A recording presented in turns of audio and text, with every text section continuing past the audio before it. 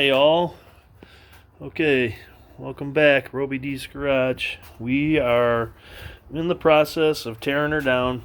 We're gonna get the new heads in, so I got everything undone. I took the radiator out because I'm actually gonna pull all the timing cover and everything off. I want to check and make sure my cam is degreed properly. I have a funny feeling that it's not, because this car just doesn't have the power that it should. I got to get the exhaust manifolds off, or the headers. I got them unhooked from the exhaust underneath, and yep, that'll be my next task, is to get the plugs out, get those off. Well, actually my next task is going to be to get the manifold off. It's already unbolted. All I got to do is pry it off, put it someplace safe, and I can start working on the rest of it. Stay tuned for it. Okay, we got one head off, the easy side, obviously, the passenger side. We're gonna save the fun part for tomorrow or the next day. Got a Easter weekend here, so gotta start getting out and about doing the family stuff. So we're gonna call it for today. I'm gonna get back at it. Yeah, it looks like I was running a little rich at one point when I first got the engine together. I think I had a lot of that going on with the carburetor I had, so new carb and all that's been in here. So we're gonna go from here tomorrow. All right, well, I got her all torn down, and I've decided that I want to check my cam timing. So I'm in the middle of that process. I'm actually waiting on a degree wheel to come through Amazon. So, but I'm gonna check the old straight edge method down here to see what's going on the lifters. I did have... Alright, so I've degreed my cam. Everything checks out. It's 102.5 for the center line. Comp says it's a 106 center line with 4-degree advance, so it's about right. Either way, it's advanced. So my next step, we're gonna get this degree wheel off. Bought it from Comp Cams. Came in the mail yesterday. So I'm gonna do that. I'm gonna check that. I checked it with the timing cover on. That's all right. Excuse me. I checked it with the timing cover on. I was able to do it. So everything checked out. The only problem would have been is if it didn't, I would have had to take everything off to get to the timing gear set and move it around. So I'm going to continue forward. We're going to take all this stuff off of here, and we're going to start putting things back together. Alright, so we'll see what it looks like when it's done. Alright, so one side is all lashed in, and things are starting to look better. I think I was worried about the valves, or the push rods, being a little long, but they look pretty good to me now. I did put a 30 thou spacer in between the rocker shaft. You can see it right there on the pedestals, which gave me a little more room. I was really worried about all this. It really looked funny when I was kind of just mocking things up, but everything seems to be dropping in pretty good now. So I'm going to continue on. This is the first time that I'm using adjustable rockers, so there's a learning curve here. I guess there's some things you kind of just, you don't notice at first, or you don't realize, and as you go, like as I was adjusting the lash on these, some of them were feeling really tight before I was getting to them. I'm like, what's going on? I had, the valve stems, or the push rods, were bumping up against the rocker arms over on the end over there while I was working down on this end, and I couldn't figure it out, but I just had to keep going. I worked my way down. I kept doing the adjustment on the, you know, the big side of the lobe, or the, you know, on the cam lobes.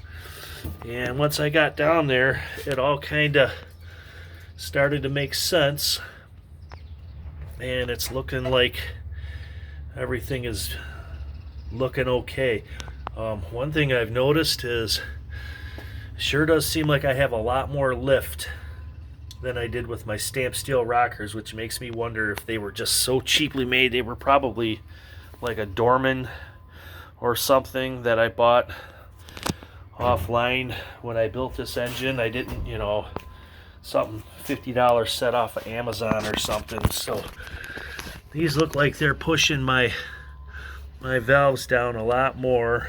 The geometry is looking fairly good so far. Let's see if I can get a visual of the roller where it's setting on the valve stem. It doesn't look too bad. Yeah, we're gonna do the driver's side. I'll probably do it tomorrow. Today's Friday. I work nights, so it's getting closer to having to go to work. I like to break off of doing a job once in a while and give myself a little bit of time to regroup my brain so I don't forget anything. I do this a lot. I'll start a job and I'll get about halfway through it, and then I'll come back to it the next day with a little bit more fresh head, and try to make it a little easier. But so far so good. Things are looking up for me, and we'll continue on with the driver's side tomorrow. I still have to mount my headers, you know, bolt my headers back in, put my plugs in, obviously the intake and everything. Anxious to see if this makes an improvement. I'm hoping so, because she just didn't feel like there was any oomph to it, and I sure would love to have this 340 act like a real 340 and not like a slant 6, basically. All right, time to wrap it up. We will continue on. In the next couple minutes you'll see me doing the other side, or maybe I'll even video it. We'll see. It's, you know, video and all this stuff, me doing it, it's, you know, most of you guys know what you're doing, but maybe I'll do that. I'll do the other side. I'll set it up and show you how I do it, show you the little issues that seem to arise, and, you know, the things that you might see and go, oh crap, is that good or bad? And, you know, maybe I can help you determine whether it is or not good or bad, and to keep going or to stop or whatever. Like I said, I was about to order push rods custom made. Yeah, I was about to order push rods custom made, which probably would have cost 3 times the amount as they were. These push rods, I got them from Mancini. They were about $160. That's about average price for these type of push rods. Cup and ball. Here's the part number right there. They're chrome moly. It's about the price even online if you get them. I live right down the road from Mancini, so I just went and finally picked them up, and yeah, they seem to be looking pretty good right now. So we'll see. I might try to start the engine and all the valves will be open. I won't have any compression for all I know, but we'll get to it when we get to it. All right, good morning. Welcome to Roby D's Garage. Well, I don't know why I'm going to say that. I'll edit it out. But anyways, rockers are in. Valves are lashed. Intake was put on yesterday, so all the RTV is dry. So now it's just a matter of putting things together. I don't know how this thing's going to run. I decided to hook up the battery last night and do a compression test on my cylinders, and I wasn't too happy with what I saw. The cylinders looked a little glazed, and depending on how you want to read the compression tester, it was popping up to 125, I think, and then when I stopped it settled at 100. But every single cylinder did the exact same thing, which makes me wonder if my compression tester's not messed up somehow. It's just a cheap Chinese junk from Amazon, because that's what I buy. So I don't know if there's something sticking in it or what. It's perplexing to me to see, all the same, right on the money, all the exact same cylinder pressure.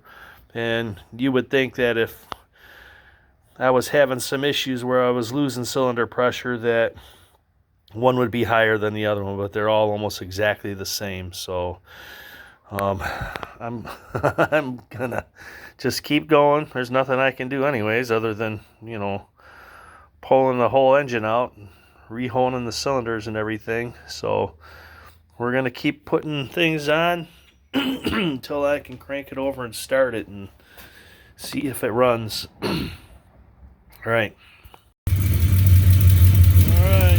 Running.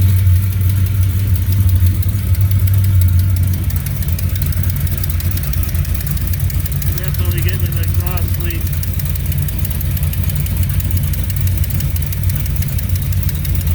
Alright, she's running without a radiator, so.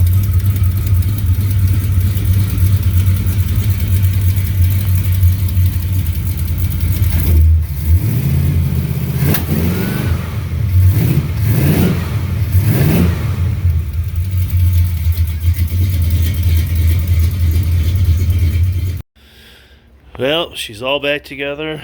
Radiator's in. Running. No major leaks, although I look right there. I see a little bit of oil leaked out onto my exhaust manifold. Hoping that's oil and not water. It was dripping a little water, but I tightened everything down. It was fine. But, and there's always a but, because that's how things go with Dan. I had put a harmonic balancer on that I bought. It came with these heads in a package deal. I added a couple of things on here. I think the heads, harmonic balancer, cool new fuel pump down there. And turns out a harmonic balancer is for an externally balanced engine. So time to take some things apart and swap out my balancers back to the original. Okay. Hello! Alright. Well, let's take her for a ride. I've taken it for a short trip, but I'm going to take you guys along just to let you see how it runs. It's okay. I haven't noticed anything crazy, so we'll take it for a quick trip around the neighborhood and show you how she runs. I'm still trying to iron out some bugs. I got a throttle cable that seems to want to hang open when you floor it. I don't like that. So we'll just see how she runs around the neighborhood a little bit with the big valves and new heads and the Speedmaster rockers.